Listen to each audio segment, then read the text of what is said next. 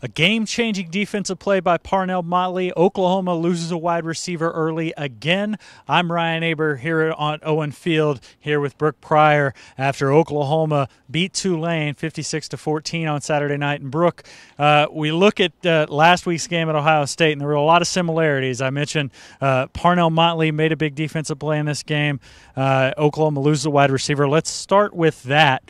Early in the second quarter, CeeDee Lamb, who was fantastic, the freshman wide receiver, early gets ejected for targeting, and you start to wonder how's this OU offense going to respond to that, and it turns out they responded pretty well. Yeah, no kidding. They finished off that drive with a touchdown. Baker Mayfield, I think, went 54 yards, completed 3 of 4 passes there. Just a quick response, a big strike to go up 28-14.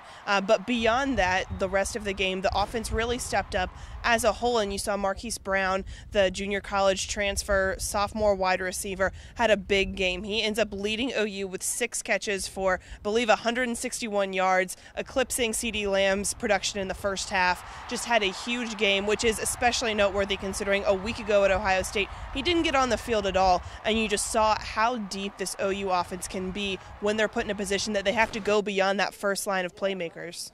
And they also got going on the ground a little bit. Abdul Adams, who left the Ohio State game early after a fumble, had a big game himself. And some of the other Oklahoma running backs wound up putting together some pretty productive stretches as well. Yeah, that includes Marcelius Sutton, who's another guy that didn't get on the field against Ohio State. He said he was kind of fueled by that this week. You know, he also said his mom let him know to go ahead and look forward to the next game and to not dwell on the performance that he had tonight. But still, I mean, he was second in carries for OU, had just around 60 yards or so and a touchdown. And it was a game that he needed after last week, not getting on the field. He said he had some growing up to do tonight, and he did that. You also saw Trey Sermon getting on the field.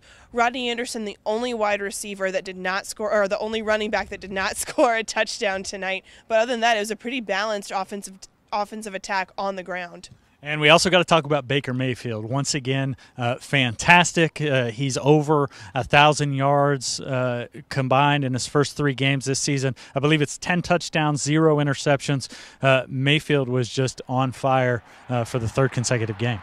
He was on fire, but it took him a little bit to kind of settle in here. You saw early he was pressing a little bit, wasn't making the best decisions. He had some throws that were too high, some underthrows, and it took him a little bit to kind of settle in. And you saw that when CeeDee Lamb got ejected for targeting, for hitting his shoulder on the defenseless receiver, Baker really responded there with those 54 yards and 3 of 4 passes and kind of brought this offense back together and got everybody settled and focused in.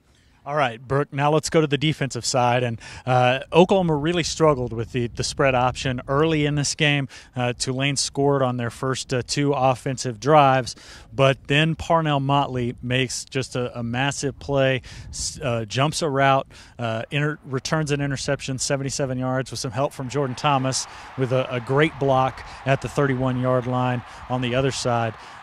Motley is quickly becoming the playmaker on the Sooners secondary. Yeah, no kidding. I mean, last week he told us how good it felt to get that first interception. He nearly had 2 at Ohio State, and he said that kind of fueled him. You know, it was the same kind of feeling he had when he was in middle school and got an interception. He said, after that, I just knew I wanted to get more and more. And then you saw tonight, he gets that pick 6, like you said, with the help from Jordan Thomas, and he's really solidified this OU secondary in a way that OU didn't have a year ago.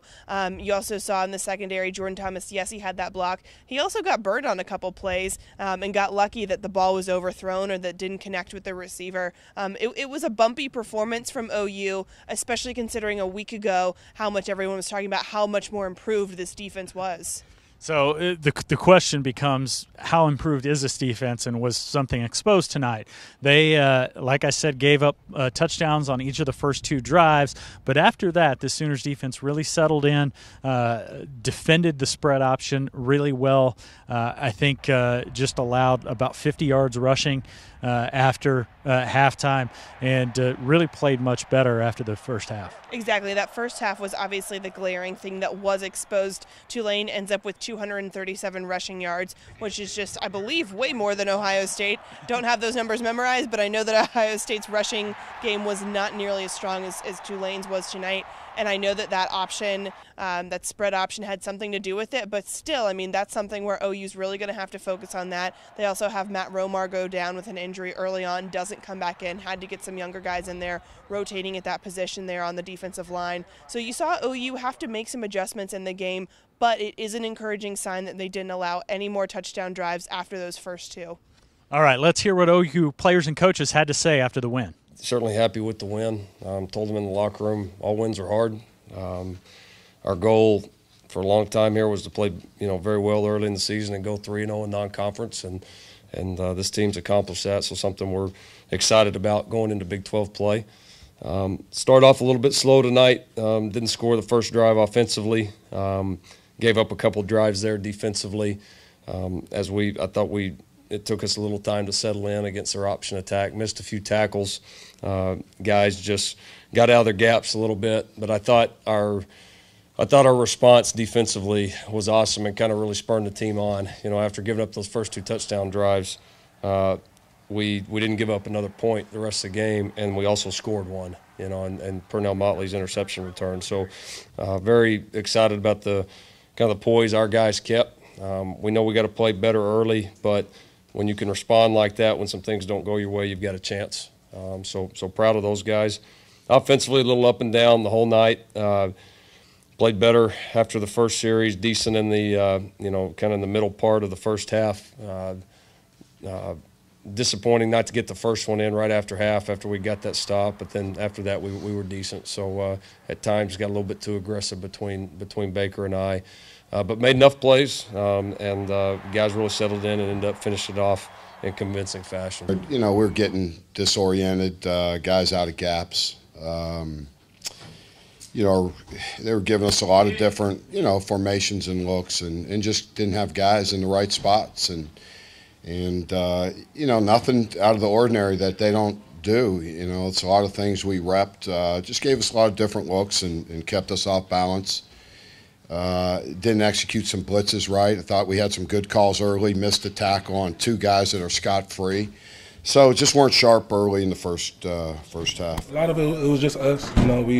They got an opportunity to move the ball early, kind of get us out of place. But I feel like once we just kind of relax a little bit, just look at the whole situation, we was able to execute. Just kind of taking our time, slowing down, playing our football, playing assignment football.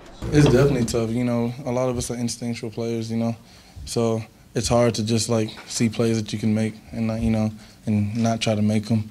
But I mean, that's the nature. That's the nature of the beast. You just got to handle your business and execute. Coach Riley said you guys were kind of slow starting out just this week in general. Did that kind of mirror the performance tonight? Yeah, definitely. We just got to get back to work. We this week we'll start faster. I wouldn't say it was a hangover or anything. I would just say that there was just a lot of recovery. Just a lot. We started slow. No, there was definitely a feel like that. Because not every game's going to be Saturday night, 7 o'clock with the whole country watching, playing the number 2 team in the country. And so there was a different feel last week than there was tonight. So that's up to the leaders to get those guys to focus in and treat it just like any other game. And so I think I failed on that part this week. And, we were focused starting Thursday, but we were a little too sloppy throughout the week before that. And so we just got to realize that we got to take it one game at a time. The Ohio State game was not our highlight of the year. We haven't played a conference game yet. So we got to focus in, take it 1 week at a time, and just, really play with that chip on our shoulder like we did. CeeDee, you're a team guy, but what did it mean to you to already be in the record books as a freshman? Oh, that's a huge honor. I didn't even know until actually right before here, and that's a big achievement for me. But I have many more in mind. Well, not in mind, but in plan. And to beat Ryan Broyles' record, I mean, that's a guy that's his record's kind of has stood for so long. Dee did it last year. For you to already do it, I mean, what does that mean to you? That's great. It's all in Coach Riley's plan, honestly. Individually, I would say I'm holding my part, but without Coach Riley and Baker at quarterback and the O-line that I have, none of this would be possible. So now the Sooners hit the road for their Big 12 opener next Saturday at 5:30 p.m. in Waco against a struggling Baylor Bears team. Brooke, what are you looking for in this game, and what does OU have to prove after the performance we saw tonight? You know, Ryan, I think the biggest thing is the defensive consistency. They're going to have to come out stronger and settle in early. And then on the offensive side, I'm interested to see if there are any established playmakers. And by established, I mean someone that they start with early and stick with throughout the game. I mean, tonight Trey Sermon started. He had 2 carries and was pulled. And then they just kind of kept rotating through guys at running back and wide receiver. I'm interested to see if 1 or 2 or even 3 or 4 guys end up sticking, because tonight they had 8 different guys carry the ball and 8 different guys have receptions. All right, Brooke, thank you, and thank you for joining us. You can check out all of our coverage on newsok.com.